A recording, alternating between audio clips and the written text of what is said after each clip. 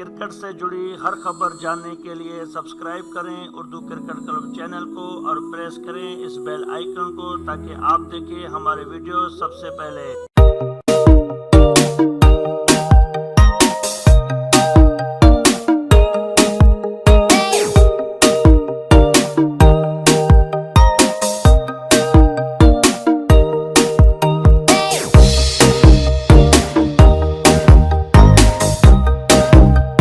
पाकिस्तान और south Africa की cricket टीमों के दरमियान सीरीज के इम्कानात पैदा हो गए। साउथ अफ्रीका की ग्लोबल टी20 मुलतवी होने के बाद साउथ अफ्रीका क्रिकेट टीम की विंडो खाली है और कोई मसरूफियात न होने की वजह से ही पाकिस्तान और साउथ अफ्रीका क्रिकेट टीमों के दरमियान सीरीज के इम्कानात पैदा हो गए हैं। इस हवाले से पीसीबी और क्रिकेट साउथ अफ्रीका के दरमियान ऑकलैंड में आईसीसी इजलास की साइड लाइन्स पर इब्तदाई बातचीत हुई। पीसीबी ने साउथ अफ्रीका को यह सीरीज पाकिस्तान में भी खेलने की दावत दी है। साउथ अफ्रीका इस हवाले से कोई फैसला अपने इजलास में करेगा।